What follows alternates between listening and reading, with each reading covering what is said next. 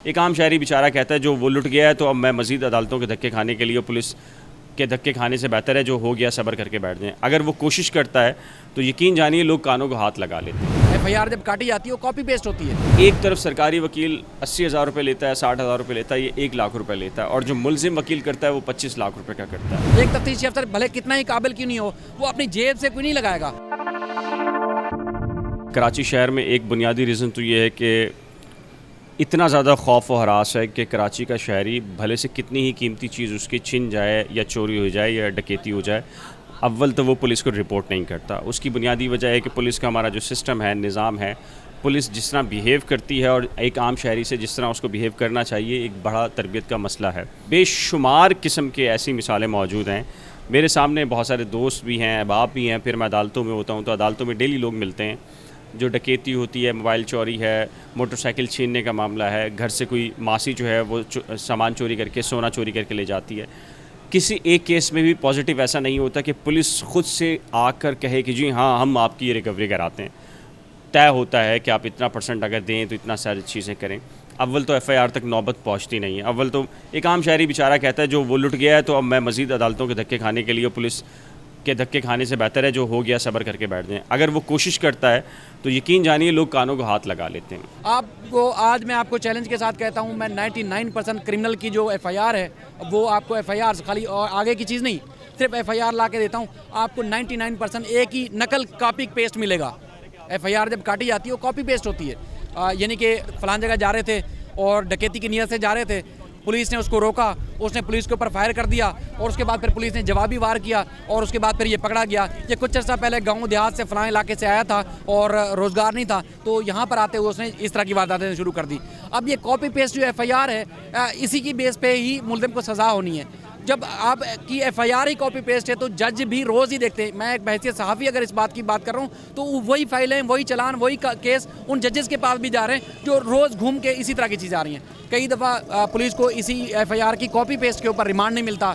अगर ये रिमांड हो भी जाए कोई बहाना करके तो उसके बाद फिर उनको चलान में नाकामी के बाद इस तरह जाके ट्रायल होने से पहले ही मुल्ज़मान की ज़मानत हो जाती है। मैं आपको बताऊं कि ऐसे ऐसे पुलिस अफसरान हैं जिनको मोबाइल फ़ोन नहीं चलाना आता, तो उनको ये डकैती और सीडीआर और दीगर टेक्निकल जो इश्यूज़ हैं, प्रॉब्लम ये है कि आपके पास नया स्टफ़ ही नहीं है पुलिस के अंदर जो ये सलाहियत रखता हो या काबिलियत रखता हो। एक पुलिस अफसर या अहलकार, तफ्तीशी अफसर ईमानदारी के साथ भी अगर कोई चीज़ करना चाहे तो वो नहीं कर पाता, क्योंकि वो जदीद तरीन जो इक्विपमेंट्स है उससे ना वो आरास्ता है, ना उसकी नॉलेज उसके पास है। यही वजह है कि वो पहली चीज़ तो ये कि वो भी कोशिश करता है कि एक एफआईआर आई है, उसके पास कुछ आ गया है, एक ऐसा मटेरियल जिसकी वजह से उसकी अच्छी खासी लंबी दिहाड़ी लगने वाली है, और पहली कोशिश तो ये होती है। अगर कोई ईमानदार पुलिस अफसर भी होता है तो उसके नतीजे के अंदर भी उसकी कैपेबिलिटी नहीं है, ट्रेनिंग नहीं है, तरबियत नहीं है। फिर प्रॉब्लम आती है आगे के मराहिल के अंदर। फिर हमारा जो प्रोसिक्यूशन का जो तरीक़ेकार है, निज़ाम है, अदालतों के अंदर गवाहों को जिस तरीके से प्रोड्यूस किया जाता है, पेश किया जाता है। एक तरफ सरकारी वकील 80,000 रुपये लेता है, 60,000 रुपये लेता है, ये 1 लाख रुपये लेता है, और जो मुलजिम वकील करता है वो 25 लाख रुपये का करता है। ये हमारे जुडिशल सिस्टम के अंदर भी बहुत सारे फ्लॉज हैं कि रियासत जो है या हुकूमत जो है वो इतना कोर्ट्स के अंदर जो प्रोसीजर को इतना आसान नहीं कर रही, जिसकी वजह से होता क्या कि सारा के सारा जो फ़ायदा है वो एक्यूज़ को जाता है। हम पहली चीज़ एफआईआर नहीं होती, दूसरी चीज़ एफआईआर हो जाए तो अदालत में जाए तो वहाँ सज़ा नहीं होती, और अगर ट्रायल कोर्ट सज़ा दे दे तो हमारी जो एपेक्स कोर्ट हैं, हाई कोर्ट्स है, सुप्रीम कोर्ट है, तो उनका जो पैरामीटर्स हैं सज़ा देने के वो इतने सख्त हैं कि हमने 3-3 मर्डर, यानी कि हमने देखा है कि 3-3 मर्डर करने वाला एक ही चुटकी के अंदर जो है 2 समातों में सुप्रीम कोर्ट उसको बरी कर देती है, भले से उसको हाई कोर्ट ने जो है वो केस को बरकरार रखा हो सज़ा को। टाइम्स ऑफ कराची से जुड़े रहने के लिए हमारा चैनल सब्सक्राइब करें। हमारी वीडियोस को सबसे पहले देखने और बाखबर रहने के लिए बेल आइकन पर क्लिक करना ना भूलें। बुनियाद सिर्फ ये है कि पुलिस इन्वेस्टिगेशन करती नहीं है। पुलिस के पास, तफ्तीशी अफसरान के पास जब जाते हैं तो पुलिस कहती है कि हमें वसाइल ही नहीं मिलते। एक तफ्तीशी अफसर भले कितना ही काबिल क्यों नहीं हो, वो अपनी जेब से क्यों नहीं लगाएगा पैसा। यकीन माने मुलजिम ने यहाँ वारदात की, यहाँ से वारदात करने के बाद वो आपका मोबाइल लेके कहीं भी चला गया, आप वो उसका कहेंगे भाई पहले इसका सीडीआर निकाल लो, मोबाइल बंद नहीं हुआ था, मोबाइल खुला हुआ था। वो सीडीआर के लिए एक तफ्तीशी अफसर को अपने एक झेली डिपार्टमेंट में, पुलिस के महकमे में 5 से 10 हज़ार रुपये रिश्वत देनी पड़ती है ताकि उस मोबाइल का सीडीआर निकले। तभी जाके उसकी CDR से जाके उसकी लोकेशन ट्रेस होगी, उसके बाद उसकी वारदात को पकड़ा जाएगा। तो एक तफ्तीशी अफसर को पागल है कि अपनी 10,000 5,000 अपनी जेब से किसी शहरी का मोबाइल बचाने के लिए जाके अपने महकमे में रिश्वत देगा। तो ये वारदातें इस तरह जब होती रहेंगी, पुलिस की नाकामी होती रहेगी, तो आप कभी भी किसी को सज़ा नहीं दिलवा सकते और यही चीज़ें होती रहेंगी।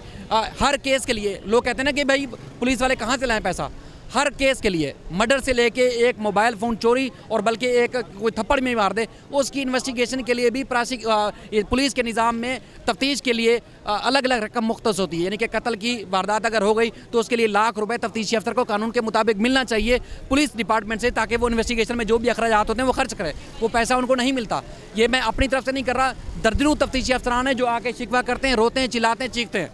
तो जब पैसा नहीं मिलेगा तो फिर या तो मुद्दई से पकड़ेगा पैसा वारदात तफ्तीश करने के लिए, या फिर मुल्ज़िम से पकड़ेगा। तो फिर जब ये पकड़ा हुआ, फिर वो उसी पैसे को हलाल भी उसने करना है, वो कहीं मुल्ज़िम को फेवर देगा, कहीं मुद्दई को फेवर देगा। और इसी तरह जब नाक़िस तफ्तीश की वजह से केस अदालत में आएगा तो मुल्ज़मान छूट जाएंगे और बार बार वो ज़मानतें लेंगे और बार बार जाके वारदातें करेंगे। इसकी रोकथाम अगर करनी है तो पुलिस को इन्वेस्टिगेशन के पैसे दें, पूरे प्रॉपर उसको पैसे दें, और इन्वेस्टिगेशन के ऊपर भी एक मुकर्रर होने चाहिए आला अफसरान, वो सारे वारदातें को देखें भी, और उसके बाद इनको सही मानों में जब केस अदालत में जाएगा तो कोई मजाल ही नहीं है कि एक मुल्ज़मान ट्रायल कोर्ट से सज़ा हो और ऊपर सुप्रीम कोर्ट तक छूट जाए। ऐसे केसेस कभी भी हमने नहीं देखे। वरना बुनियाद में रिमांड या चालान किया फ़ौरन ट्रायल शुरू होने से पहले ही ज़मानतें हो जाती है, मुल्ज़मान की हिम्मत बढ़ती है और दोबारा वो आते हैं और इसी तरह की वारदातें करते जाते हैं।